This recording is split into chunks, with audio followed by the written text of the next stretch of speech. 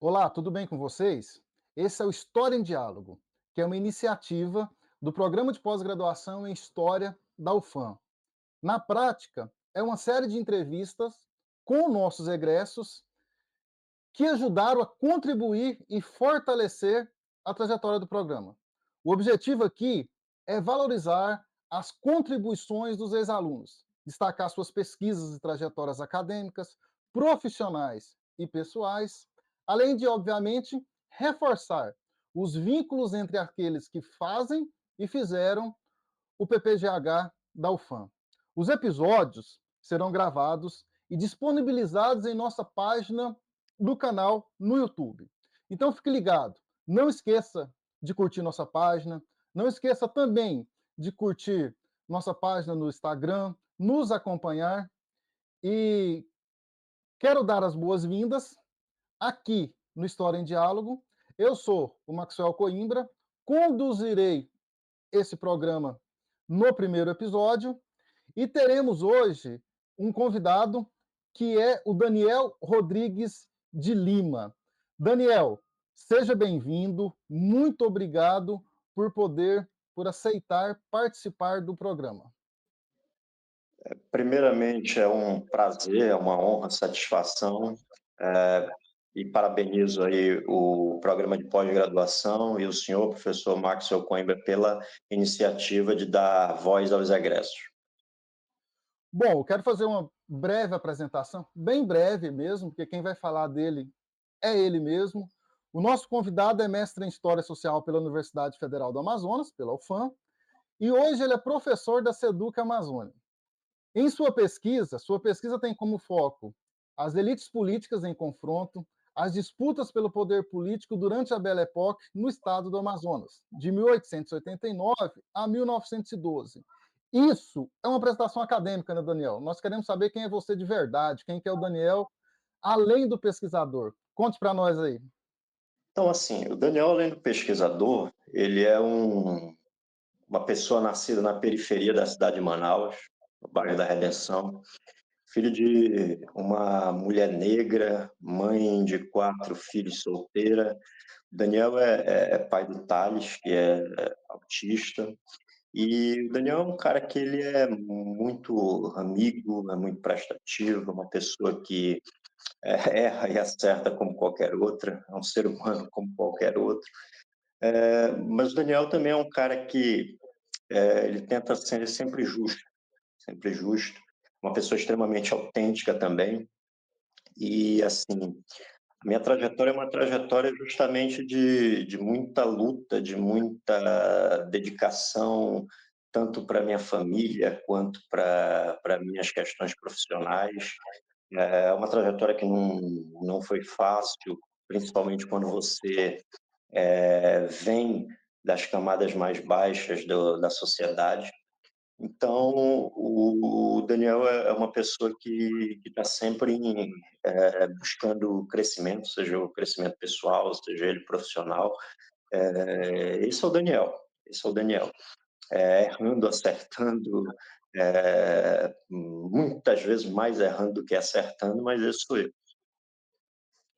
Bom, Daniel, muito obrigado por sua apresentação. Por isso que eu falei que quem se apresenta deve ser o convidado, tá vendo? Nós podemos conhecer muito mais de você, de vocês a partir disso. Daniel, vamos conversar um pouquinho sobre você, sobre sua pesquisa. Primeiramente, eu gostaria de fazer uma pergunta, que é assim, por que o Daniel? Não o professor Daniel, mas por que o Daniel lá atrás resolveu fazer história? O Daniel lá atrás resolveu fazer história pelo fato de que o Daniel, criança, ele sempre foi uma pessoa curiosa. Sempre foi uma pessoa que queria saber mais, uma pessoa que gostava de ler, uma pessoa que gostava de estudar, e uma pessoa que também compreendia, que a maneira que ele poderia, mudar o seu status social seria exatamente através da educação formal. Então o Daniel lá, criança, na educação básica, ele começou a se encantar, pelas narrativas históricas. Ele começou a se encantar pelas aulas de história. Começou a se encantar com alguns professores que traziam ali as informações relativas ao assunto e que o Daniel se apropriava e transformava em conhecimento. Professoras como Sinamô Tavares, que foi minha professora de educação básica na Escola Municipal Rodolfo Vale, na periferia de Manaus, no bairro da Redenção.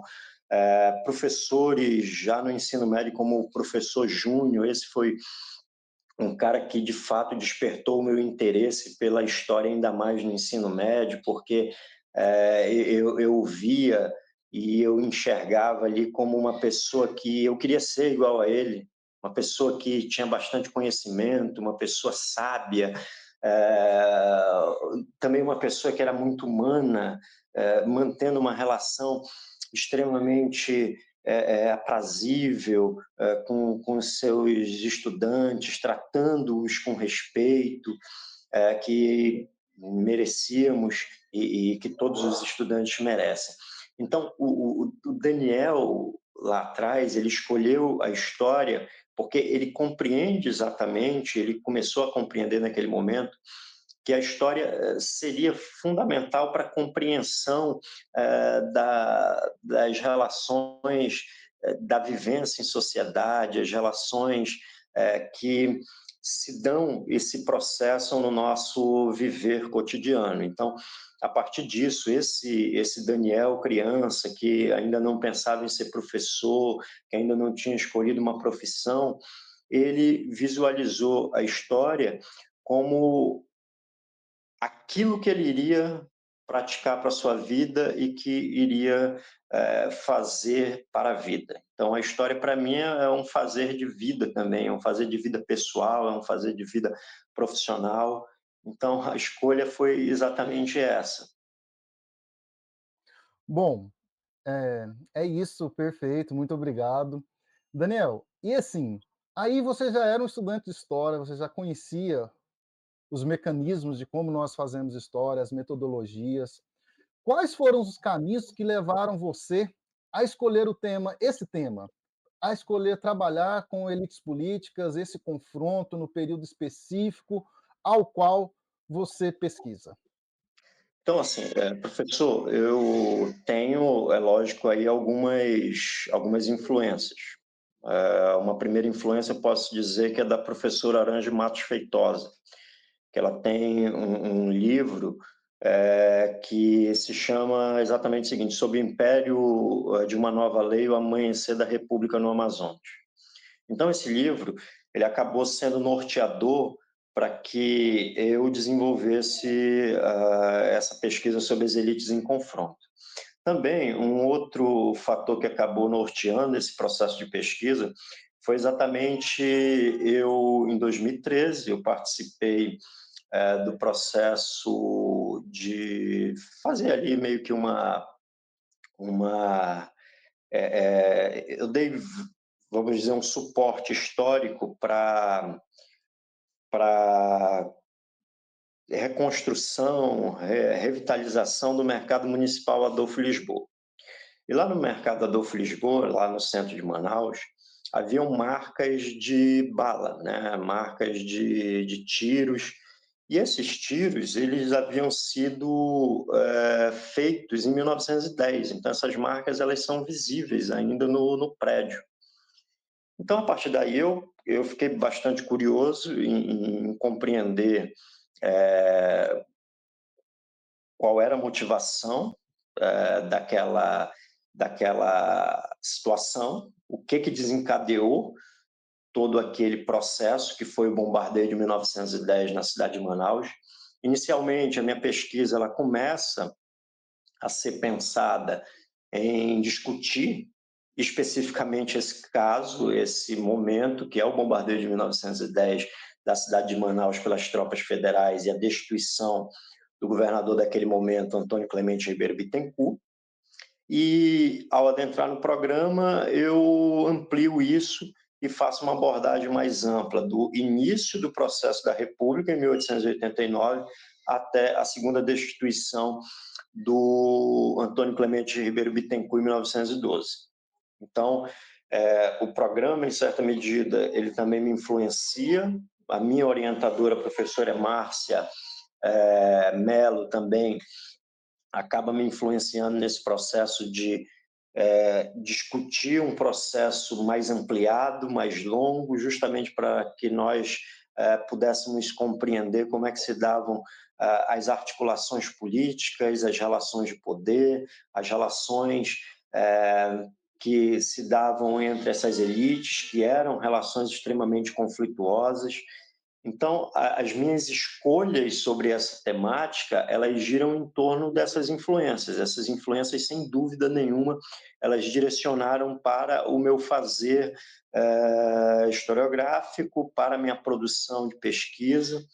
A partir disso, a partir desses fatos específicos, eu fui buscar trazer uma nova roupagem, porque, em certa medida, uma historiografia mais tradicional, ela já trazia esses relatos de maneira superficial, né? Aí você pode pensar aí Arthur César Ferreira Reis, no livro História do Amazonas, Agnello Bittencourt, em Coreografia do Estado do Amazonas, Maripiranga Monteiro, em Negritude e Modernidade, Antônio José Souto Loureiro, em Síntese de História do Amazonas.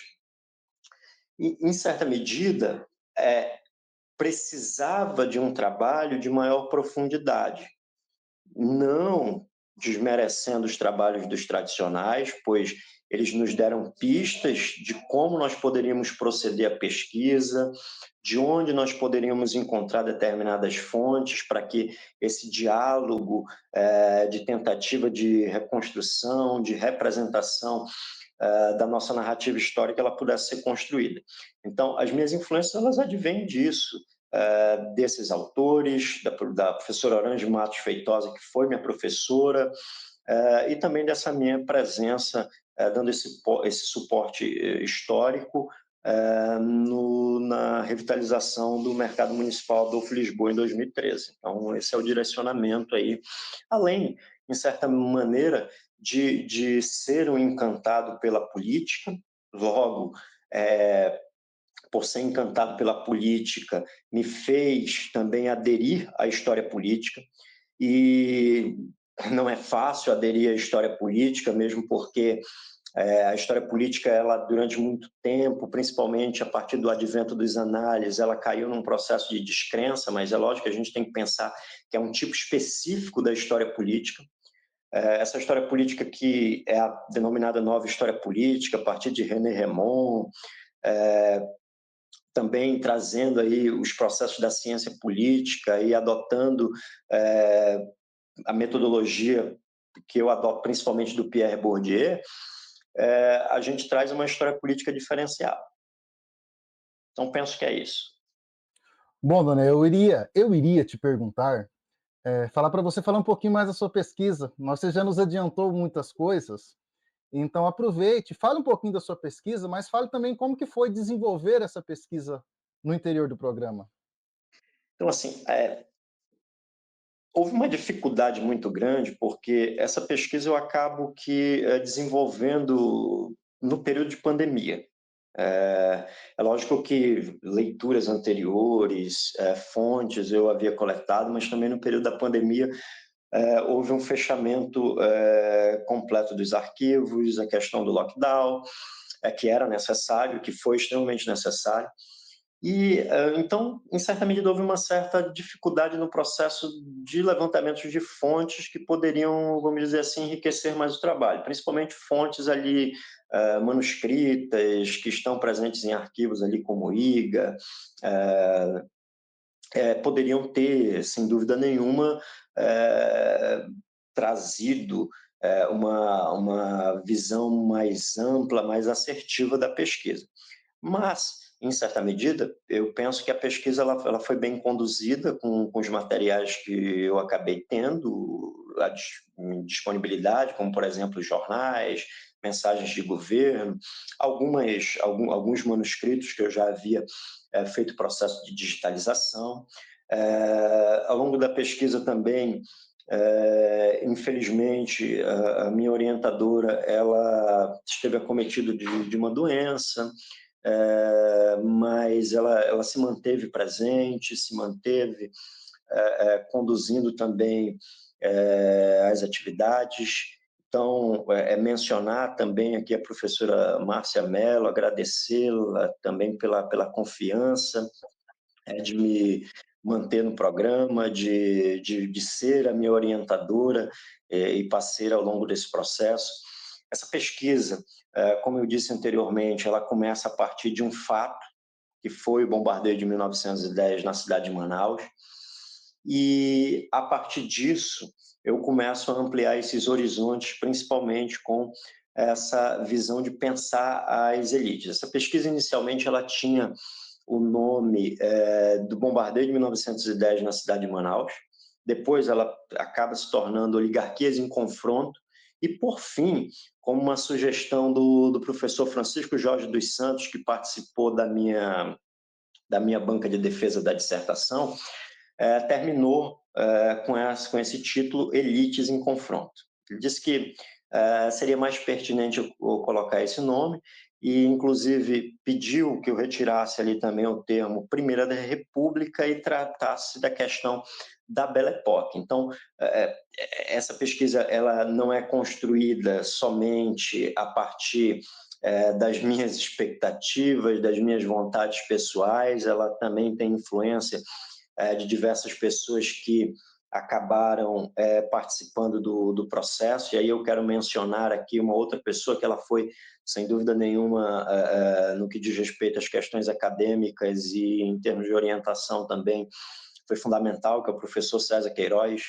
O professor César sempre deu suporte no que diz respeito à questão teórica, à questão metodológica. O César é um grande conhecedor do Pierre Bourdieu e numa disciplina que nós fizemos lá em 2015, eu conheci o Pierre Bourdieu e o Pierre Bourdieu no sentido da aplicação na história. Então, a partir disso, eu acabei adotando a teoria do Pierre Bourdieu, principalmente da questão política, capital político, a questão das próprias distinções dos processos de elite, o que é elite, o que não é elite.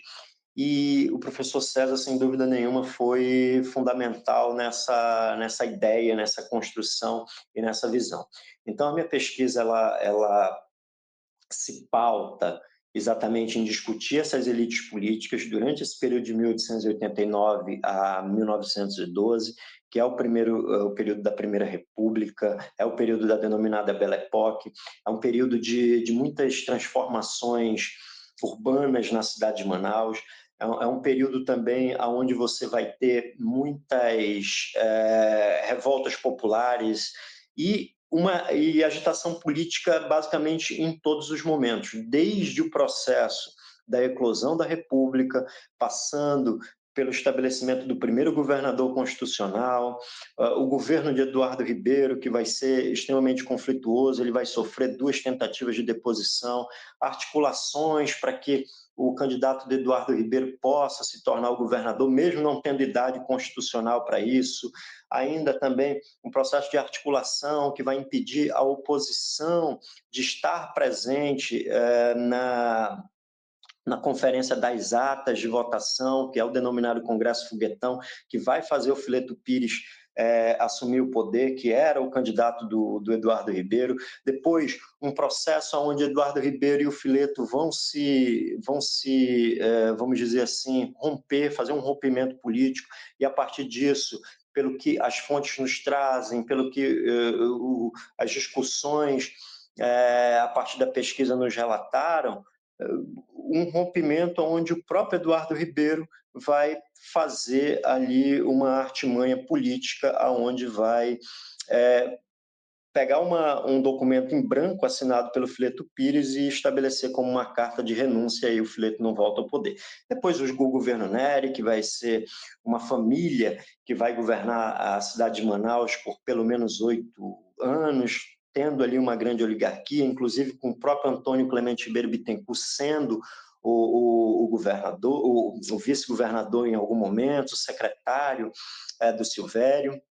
Essa família estando e também aparelhando o poder em favor dessa família, gerando ali uma oposição extremamente incisiva contra essa família, e sempre buscando ali artimanhas para se manter no poder. Ora o Silvério era governador, ora senador, ora o Antônio Constantino Nery era governador, senador, então buscando ali sempre manter esse grupo político no poder, até que o Antônio Clemente Ribeiro Bittencourt rompe, se torna governador, e a partir daí nós temos um conflito naquilo que eu denominei entre o nerismo e o bittencourtismo, que acabou levando ao bombardeio de 1910 da cidade de Manaus e também a segunda destituição do Antônio Clemente Ribeiro Bittencourt.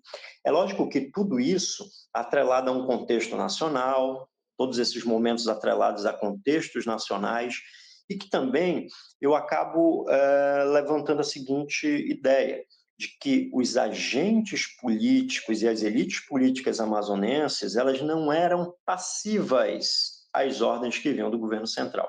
Então, penso que a minha pesquisa gira em torno disso, as discussões elas abordam essas questões que, em certa medida, são significativas para entender o contexto político da época e ainda o contexto político dos dias atuais. Daniel, assim, é muita coisa, né? Eu acho que você se dá conta disso, que você abraçou muitas coisas, e grande parte, boa parte do trabalho, do nosso trabalho enquanto historiador, é justamente organizar tudo isso, né? Então eu gostaria de fazer uma pergunta aqui para você, que como as elites políticas do Amazonas se organizaram e disputaram, ou para disputar, né, o poder nesse período. Então, professor Maxwell, essas elites políticas, elas se organizaram em torno de partidos políticos. Partidos políticos esses que vêm do Império, tanto o Partido Conservador quanto o Partido Liberal. Ao adentrar a República, dois partidos vão acabar sendo originários desses partidos conservador e liberal, que é exatamente o Partido Republicano Nacional e também o Partido Republicano Democrático. Então, inicialmente, nós temos isso. As elites políticas no Amazonas, elas vão ter o seu processo de formação a partir de diversas perspectivas, sejam essas perspectivas a partir das relações econômicas, onde vão se formar a partir de negócios relativos à exploração de bens extrativos, inicialmente as drogas do sertão, posteriormente a questão da borracha. Essas elites elas vão buscar ampliar os seus capitais a partir de relações sociais, inclusive entre casamentos entre membros dessas elites, e também no processo da construção e da apropriação de capital intelectual. E esse capital intelectual advindo da educação formal, onde muitos membros dessas famílias irão para outros estados, inclusive São Paulo, Pernambuco, principalmente estudar em locais como as faculdades de Direito e, a partir daí, retornarem para Manaus, para o estado do Amazonas como bacharéis e a partir disso, também orientando-se para a vida política, buscando estar envolvidos nas decisões políticas que os beneficiariam nesse processo econômico. Essas elites políticas também acabam aí utilizando de determinados espaços como clubes para promover o seu processo de distinção social, para demonstrar que de fato são elites, e o termo elites eu adoto exatamente no sentido de pensar não numa elite homogênea, mas numa elite heterogênea, onde cada grupo ali tinha, sem dúvida nenhuma, um plano e um projeto para dominar, para se apropriar do poder e para manter esse poder. E, a partir daí, também promovendo articulações com elites nacionais. Essa articulação com as elites nacionais, geralmente, elas estavam envolvidas principalmente nesse processo desses grupos, eles saírem do Estado para estudar, manter relações com esses grupos e, a partir daí, tendo aí esse networking de capitais. Outro processo é que a gente tem que pensar que essas elites, elas acabam, muitas vezes, sendo elites que, boa parte, são de fora do Estado, que acabaram vindo para o Estado do Amazonas num determinado momento, mantendo essas relações sociais através de casamento e se mantendo no Estado e, a partir daí, estabelecendo também esse processo de governança e esse processo que nós podemos dizer de elites no poder, que são aquelas elites ou grupos que acabam decidindo sobre os destinos da grande maioria da população, apesar de ser um pequeno grupo. Daniel, em seu trabalho, você menciona muito a questão da imprensa. Menciona porque, obviamente, você se utiliza, né? Então, você menciona muito. Eu gostaria de saber qual foi, então, o papel da imprensa na construção das narrativas políticas e na disseminação dos conflitos. A imprensa, ela acaba aparecendo como aquela parte específica que dá materialidade aos discursos das elites no Amazonas. Então, a imprensa, ela acaba sendo vista ali como aquela que produz a visão social de mundo desses grupos de elite no Amazonas. Então, nesse momento, nós vamos ter jornais que vão acabar sendo jornais partidários. E, por serem jornais partidários, eles disseminam a visão social de mundo, a ideologia desses grupos. Então, o que nós vamos encontrar são jornais se degladiando. E esse processo de luta através da imprensa vai se dar nesses vários períodos que a gente vai adotar aqui na história. Então, lá no primeiro momento, quando é uma relação conflituosa entre o governador Thaumaturgo de Azevedo e o vice-governador, o Barão do Juruá, nós vamos ter dois jornais ali que vão apoiar. Um vai apoiar o Barão do Juruá e o outro vai apoiar o Thaumaturgo de Azevedo. O jornal Diário de Manaus, de Ageislau Pereira da Silva, apoiará o Thaumaturgo de Azevedo por ele ser o jornal de oposição ao Partido Democrático, que era também conhecido como Partido dos Moreira, e também o Ageislau Pereira da Silva ser opositor do Eduardo Ribeiro, desde uma ação que eles haviam tido no Maranhão. Então, o Ageislau Pereira da Silva, dono do do Jornal Diário de Manaus e do Partido Nacional, junto com Jonatas Pedrosa, apoiam o Thaumaturgo de Azevedo, que era uma forma também de se aproximar do poder e, a partir daí, desfrutar, vamos dizer assim, dos benesses que esse poder poderia trazer. Em outro momento, já no governo dos Nery, nós vamos ter o jornal Correio do Norte fazendo uma oposição extremamente ferrenha ao governo dos Nery, fazendo acusações as mais variadas, à família Nery, dizendo que eles eram vilipendiadores do erário público, chamando eles de ladrões. Inclusive, um outro jornal, que é o Diário de Manaus também, já num outro momento, promove um editorial, Diário do Amazonas, promove um editorial que é exatamente o seguinte: são eles os ladrões, só para a gente ter uma ideia de como era o nível. E aí os Nery, é lógico que utilizavam de jornais como, por exemplo, o Amazonas para fazer a sua defesa.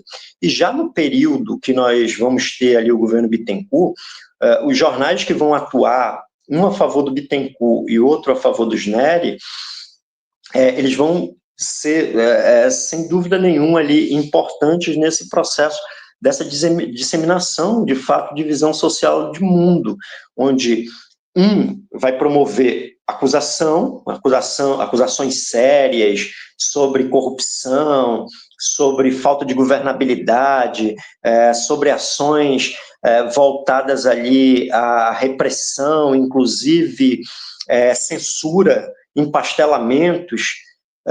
No caso, o jornal Amazonas já vai ter trocado de lado e vai ser a favor do Bittencourt, por ele fazer parte do Partido Republicano, e o outro vai ser um jornal criado pelo Nery, vinculado ao Partido Republicano Conservador, que a partir daí, esse jornal ele vai ser um defensor do processo e, inclusive, vai estabelecer denúncias de que o governador Antônio Clemente Ribeiro Bittencourt ele não poderia estar no poder devido ao artigo 43 da Constituição do Estado do Amazonas de 1910, que dizia que o governador ele não poderia ser sócio de empresa ou qualquer outro tipo, e o governador, segundo o que dizia o jornal, ele era sócio da tipografia Amazonas.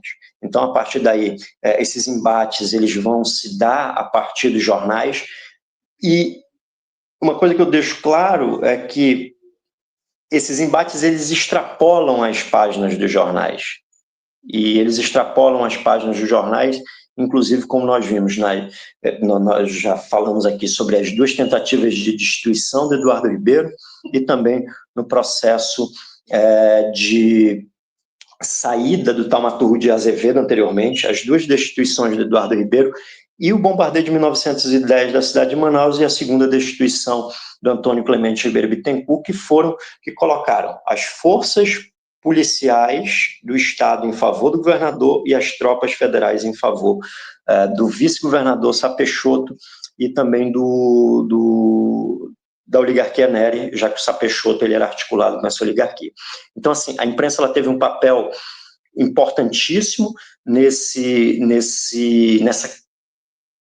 processo conturbado e, sem dúvida nenhuma, no processo também aonde saem das páginas dos jornais e esse processo também vai para a rua, e a partir daí nós vamos ter Manaus vivenciando um verdadeiro faroeste caboclo.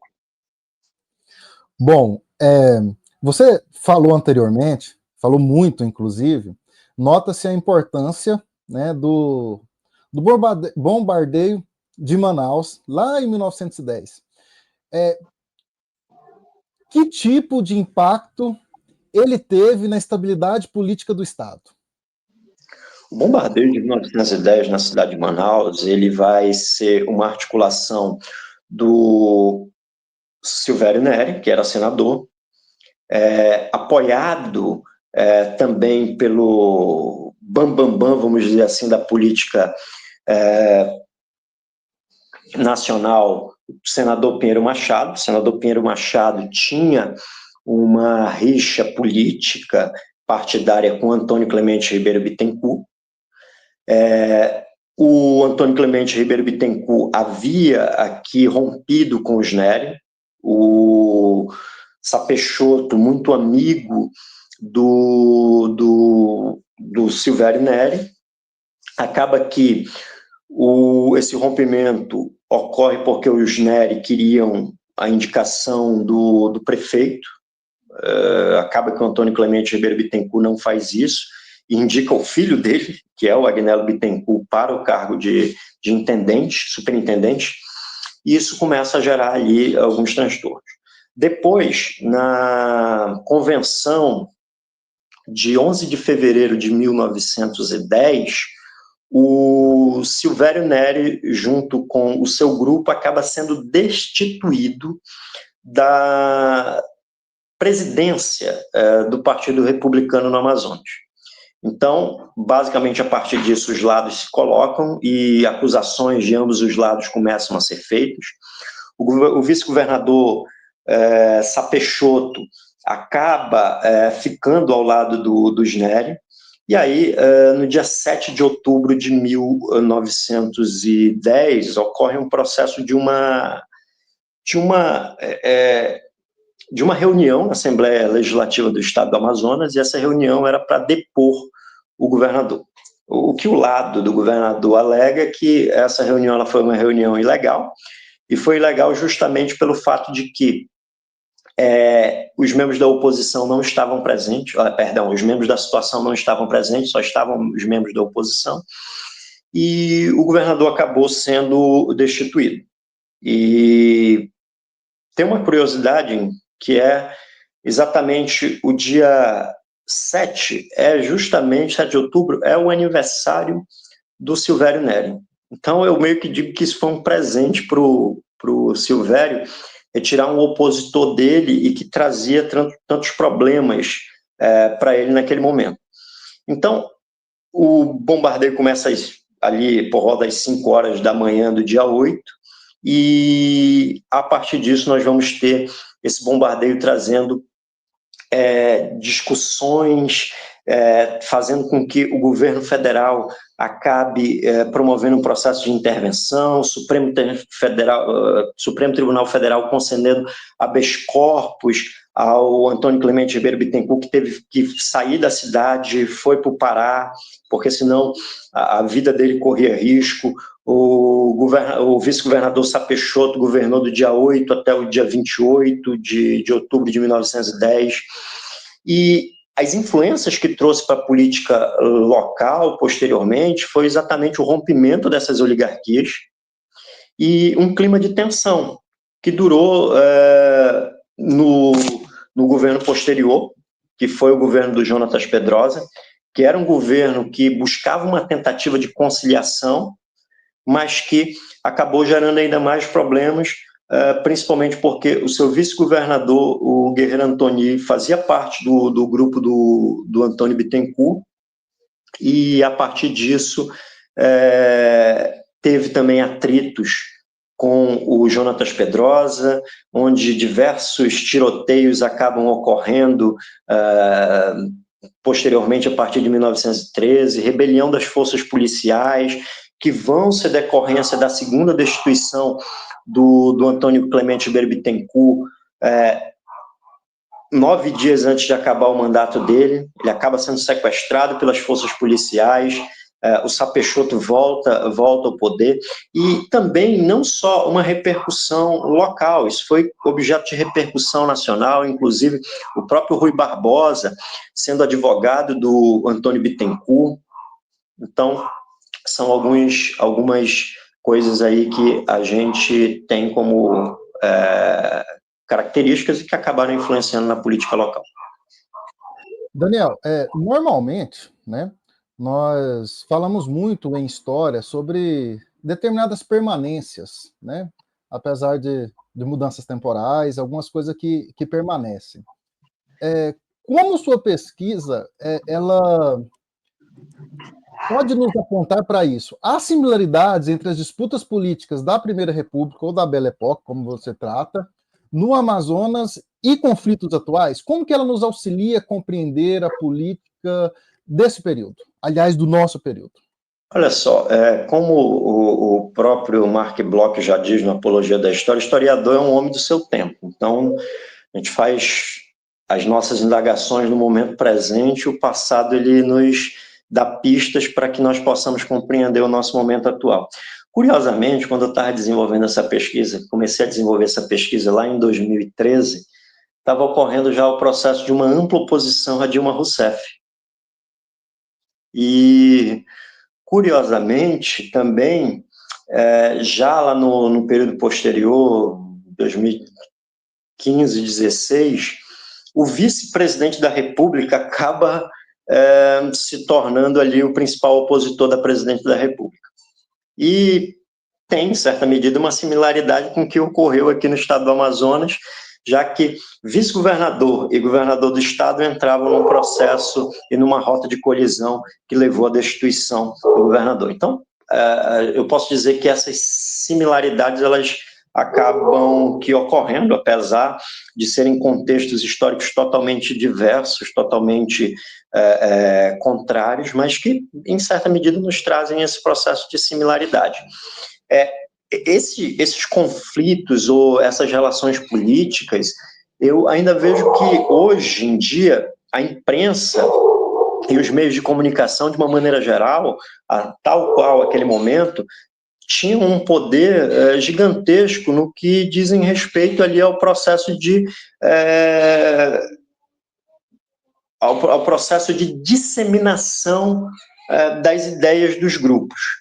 É lógico que hoje nós temos meios mais massificados, nós temos um processo de escolarização muito mais alto das pessoas, mas esse processo de escolarização a gente não pode também excluir a ideia de que nós temos muito analfabetismo funcional existente na nossa sociedade, mas que as visões de mundo elas acabam sendo apropriadas por grupos que acabam aderindo a X ou a Y e, a partir daí, promovendo amplas e enormes defesas sobre o lado a qual adotam. Então, assim, eu vejo ainda essas permanências nesse sentido. Então, no momento que eu estava promovendo a construção da pesquisa, houve essa situação dessa relação conflituosa dentro da presidência da República, o que leva ali essa ideia também da relação conflituosa entre o Bittencourt e o Sá Peixoto, apoiado pelo SNERI, uma política mais conservadora e um grupo político mais progressista, vamos dizer assim, né? E assim, com muita bondade, eu falando que o grupo do Antônio Clemente Bittencourt era mais progressista em relação ao SNERI, né? E então, assim, a gente observa, e também observa também essa questão do papel da imprensa. O papel da imprensa, e hoje essa imprensa multiplataforma que nós temos. E, além disso, a questão também de como a história é fundamental. Inclusive, quero parabenizá-lo, professor, que o senhor é organizador de um dossiê que fala sobre os negacionismos de fake news lá na revista Canoa do Tempo, na Canoa do Tempo, né?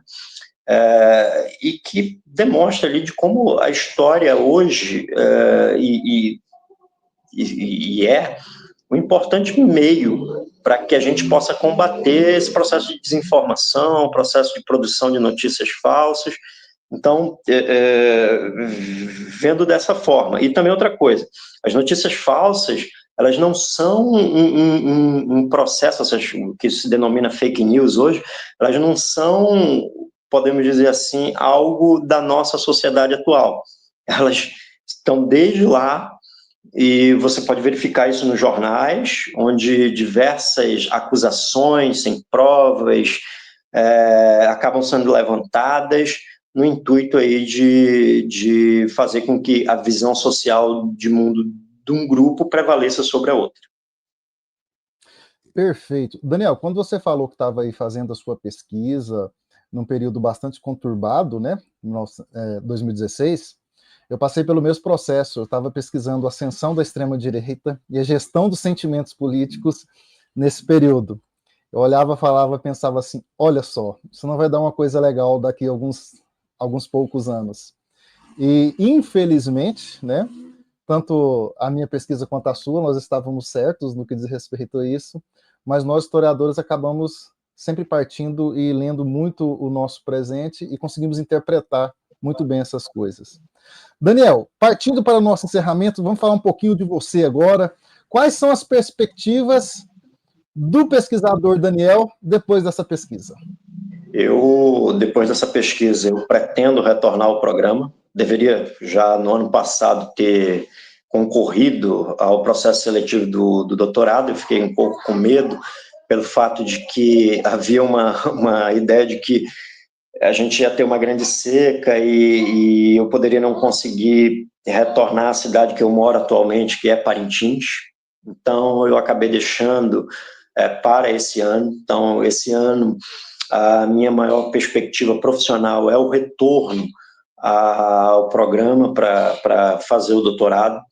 Esse doutorado é uma ideia de ampliar a discussão ainda sobre uma lacuna que nós temos no processo político, que vai pelo menos de 1913 até 1924. Então, é justamente buscar preencher essa lacuna existente. Então, a minha perspectiva ela vai em torno disso. Eu atuo hoje na CEMED de Parintins, sou professor temporário da CEMED de Parintins, e então essa é a maior perspectiva, podemos dizer assim, o retorno ao programa.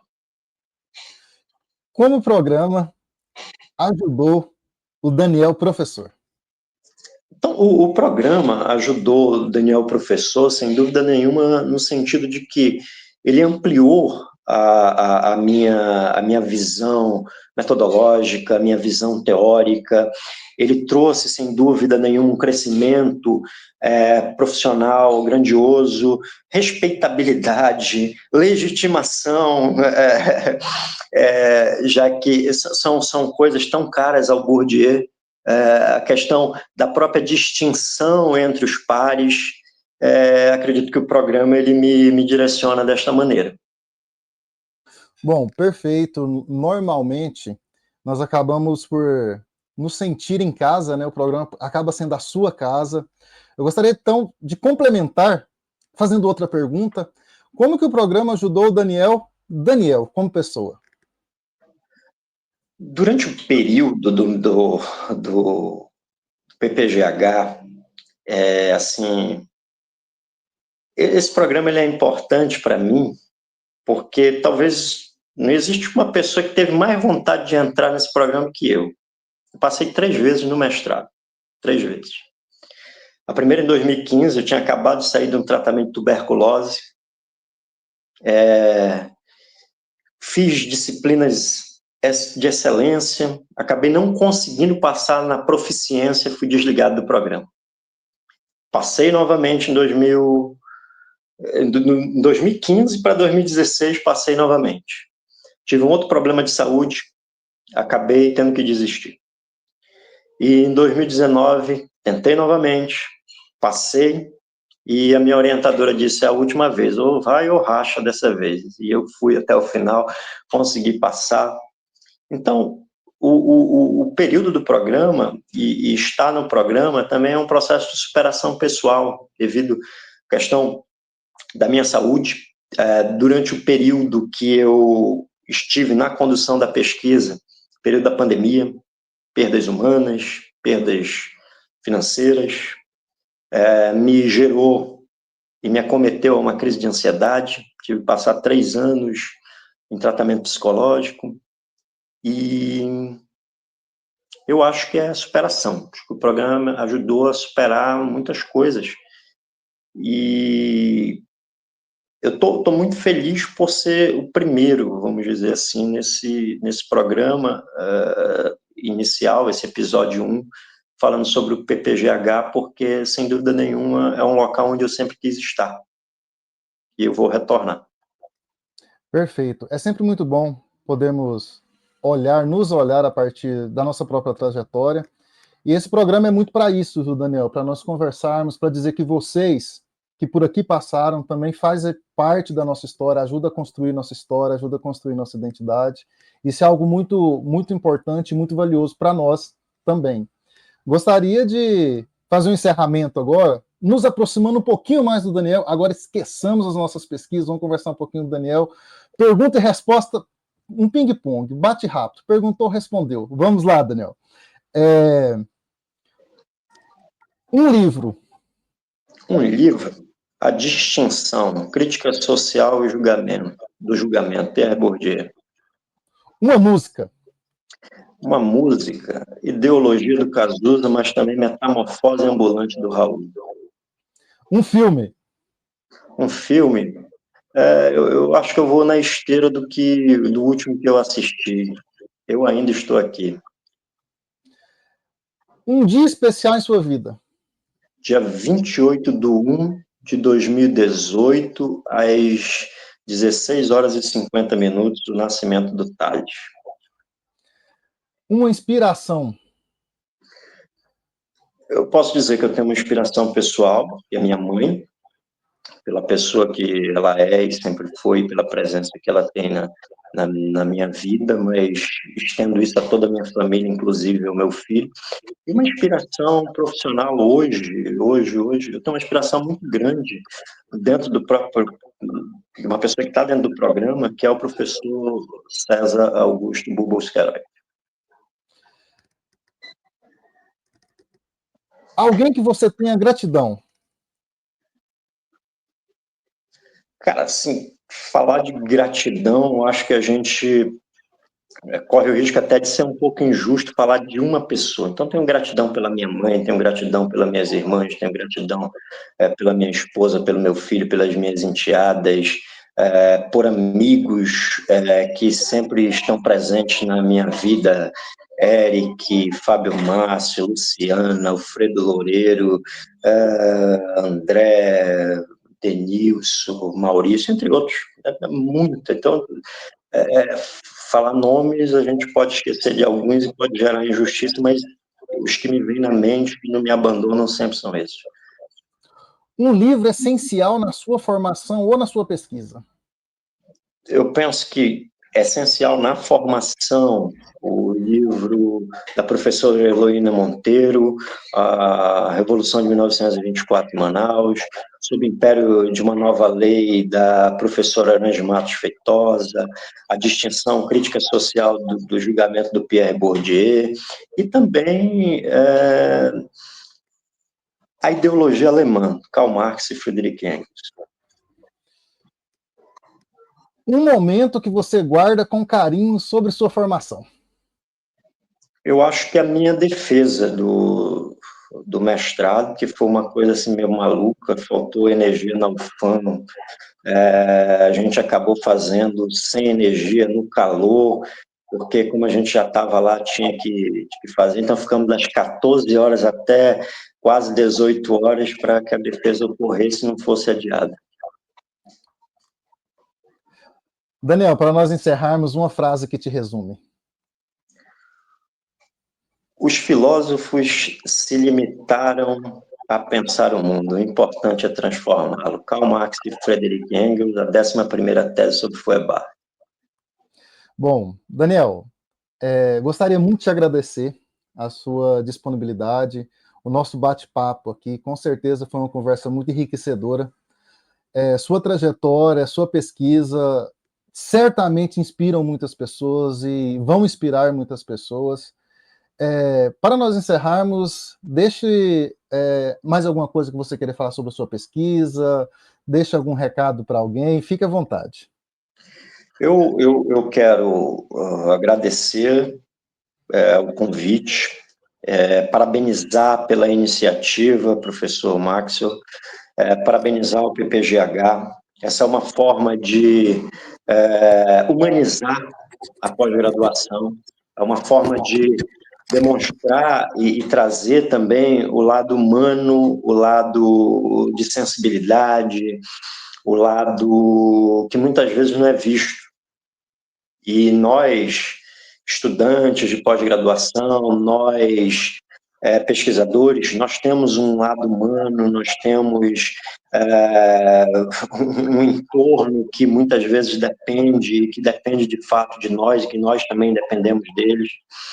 E essa iniciativa é uma iniciativa, sem dúvida nenhuma, para demonstrar isso, para trazer esse aspecto e também mostrar um lado menos duro do pesquisador, do professor, que muitas vezes é invisibilizado. Então, a partir disso, é somente agradecer e dizer que eu estou muito feliz por estar gravando esse programa nesse momento e que eu espero que nós tenhamos muito sucesso nos próximos episódios, justamente porque haverá pessoas que têm muito a falar e têm muito a contribuir e falar um pouco também sobre suas pesquisas. Esse também é um espaço para que as próprias pesquisas elas possam ser conhecidas e também um outro ponto que eu sou um grande defensor, o processo de defesa de uma história pública, porque nós só vamos ser contrários a um processo de revisionismo retrógrado, conservador, e que muitas vezes falta com a verdade teórica e metodológica se nós abrirmos esses espaços, e esses espaços também sejam espaços de menos academicismo, que sejam espaços onde a massa, os demais que não são consumidores da pesquisa histórica de maneira estrito senso, possam conhecê-la e a partir daí possa ser ampliada, justamente com até mesmo com uma linguagem que não é uma linguagem vulgar, mas uma linguagem que dê um espaço de fala e entendimento importante. Bom, é isso. Agradeço não somente ao Daniel, agradeço a todos que porventura venham nos assistir em um determinado momento. Quero dizer, Daniel, que estamos aguardando a sua volta, tá bom? Seu regresso. E lembrando a todos que sigam nossas redes sociais, sigam nosso canal no YouTube. Tenho certeza absoluta que nós teremos várias histórias inspiradoras, várias possibilidades para que vocês possam conhecer pesquisas, pesquisadores. E esse é o nosso programa, que seguirá trazendo convidados especiais, então fiquem ligados. E muitíssimo obrigado a todos vocês. Eu sou o Maxwell Coimbra, e esse foi mais uma, na verdade, o primeiro, História em Diálogo. Então, até a próxima.